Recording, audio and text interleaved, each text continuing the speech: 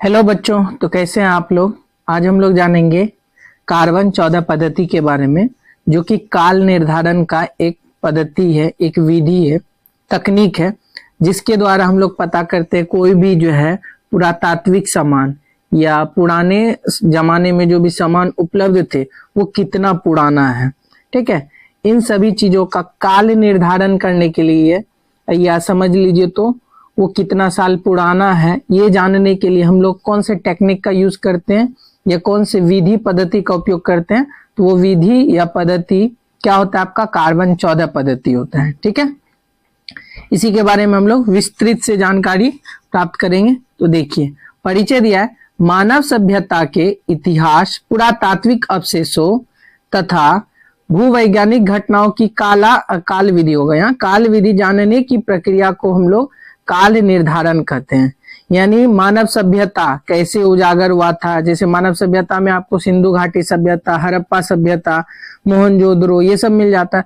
तो उस समय जो भी पुरातात्विक अवशेष मिले या जो भी वस्तु मिला तो वो कितना पुराना है, ये सभी को जानने की जो प्रक्रिया होती है वही क्या कहलाती है, डेटिंग कहलाती है। क्या कहलाती है, डेटिंग कहलाती है, यानी काल निर्धारण कहलाती है। ठीक है, तो आपसे कोई यदि पूछता है कि काल निर्धारण क्या है, तो आप उनको जवाब दे सकते हो कि पुरानी चीजों का क्या करना, भूवैज्ञानिक घटना हो गया चाहे कोई भी अवशेष हो गया, उसके बारे में पता करना कि वो कितना पुराना है।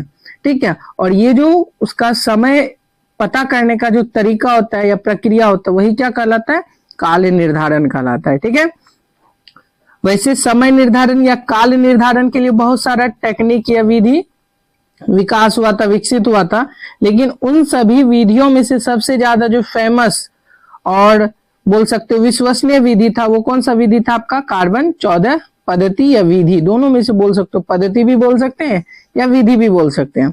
ठीक है, तो कार्बन 14 पद्धति था जो कि सबसे ज्यादा लोकप्रिय था और विश्वसनीय था, यानी लोगों के द्वारा विश्वास किया जाता था इसके काल निर्धारण करने के बाद जो समय निकल के आता था। ठीक है, तो आगे देखते, इस पद्धति का उपयोग प्राचीन जीवाश्मों, काष्ठ, वस्त्रों, हड्डियों, बीजों निर्धारित करने हेतु किया जाता था।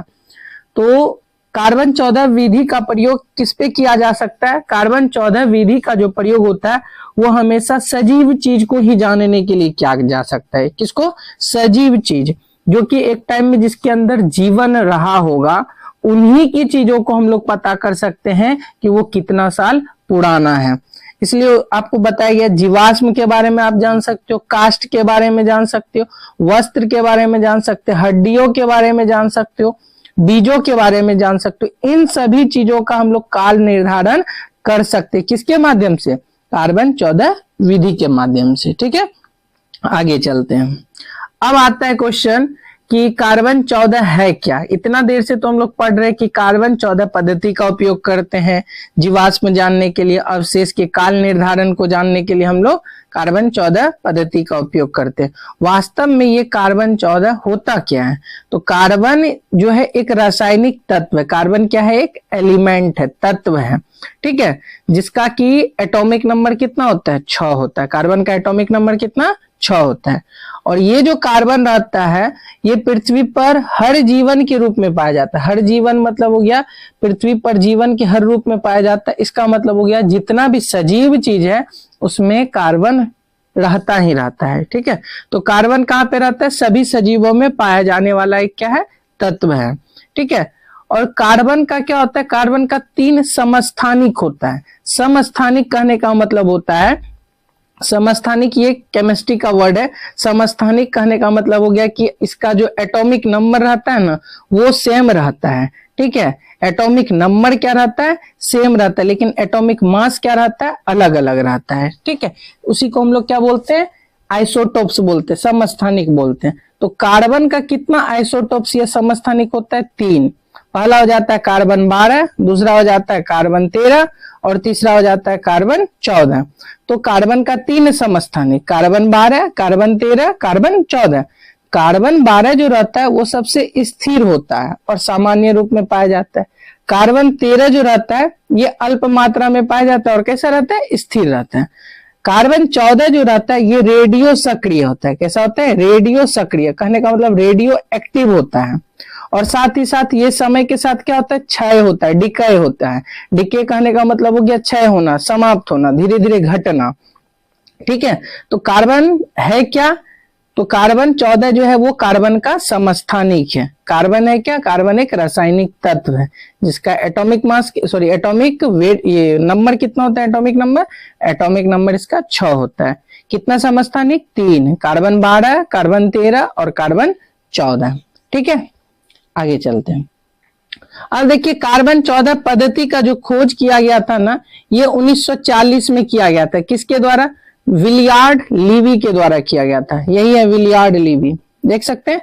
ये क्या किए थे? कार्बन 14 पद्धति या कार्बन 14 विधि का क्या किए थे? खोज किए थे। कब किए थे? 1940। कहीं कहीं 1946 भी लिखा हुआ है, तो वो भी आप याद रख के चलना। ठीक है, तो विलियर्ड लीवी के द्वारा खोज किया गया था। क्या चीज का? कार्बन 14 पद्धति का। और इसी खोज के कारण उनको क्या दिया गया था? 1960 में नोबेल पुरस्कार मिला था। क्या मिला था? नोबेल पुरस्कार। तो आप इसको याद रख सकते हैं कि कार्बन 14 विधि का जो है खोज किसके द्वारा किया गया? विलियर्ड लीवी के द्वारा किया गया। ठीक है, कब किया गया? 1940 में किया गया। ठीक है, इसके लिए उनको नोबेल पुरस्कार मिला था। कब मिला था? 1960 में मिला था। और ये रहे विलियर्ड लीवी। ठीक है, चलिए अब कार्बन 14 का निर्माण कैसे होता है और इसका जीवन चक्र कैसे चलता है। वायुमंडल में जो ब्रह्मांडीय किरण रहता है उससे मिलकर कार्बन 14 का निर्माण हुआ। फिर ये कार्बन 14 ऑक्सीजन से मिलता है, ऑक्सीजन से मिलकर कार्बन डाइऑक्साइड बनाता है। क्या बनाता है? Carbon dioxide. फिर ये कार्बन डाइऑक्साइड क्या होता है? प्रकाश संश्लेषण की प्रक्रिया द्वारा पेड़ पौधे क्या कर लेते हैं? इसको ग्रहण कर लेते हैं। और जब पेड़ पौधे में जाता है तो पशु और मनुष्य इन पेड़ पौधे को खाते हैं और खाने के माध्यम से ये कार्बन 14 क्या करते हैं? पशु और मनुष्य अपने शरीर में ले आते हैं। इस तरीके से सभी जीवधारियों में क्या होता है? कार्बन 14 की एक निश्चित मात्रा होती है। वही आगे दिया, जब कोई जीव क्या हो जाता है? मर जाता है, तो उसके अंदर जो है कार्बन 14 का आना क्या हो जाता है? बंद हो जाता है। ठीक है, और जितने भी उसमें पहले से जो कार्बन थे वो कार्बन धीरे धीरे क्या होने लगते हैं? क्षय होने लगते हैं, घटने लगते हैं। और यही घटने की प्रक्रिया से हम लोग पता कर लेते हैं कि कोई भी सामान कितना पुराना है या ये जीव कितना पुराना है, अवशेष कितना पुराना है। ठीक, कार्बन 14 का अर्धायु, अर्धायु मतलब आधा, कार्बन को आधा घटने में लगभग कितना साल लग जाता है? 5730 साल लग जाता है। कितना? 5730 वर्ष का समय लगता है, तब जाके आधा कार्बन खत्म होता है। तो हम लोग पता कर सकते हैं कि यह कोई वस्तु कितना पुराना है। अब देखिए, इस सिद्धांत का उपयोग करते हुए वैज्ञानिक यह पता लगाते कि किसी अवशेष में शेष बचे कार्बन 14 की मात्रा कितनी है और उसकी तुलना जीवित अवस्था के अनुमानित स्तर से करके उसकी मृत्यु का समय आंकते। तो वही हम बता दिए कोई भी वस्तु में कितना कार्बन है। यदि जितना कम कार्बन रहेगा वो वस्तु उतना पुराना होगा, और वस्तु में जितना ज्यादा कार्बन रहेगा वो वस्तु उतना कम पुराना होगा। तो इस तरीके से हम लोग पता करते हैं। ठीक है।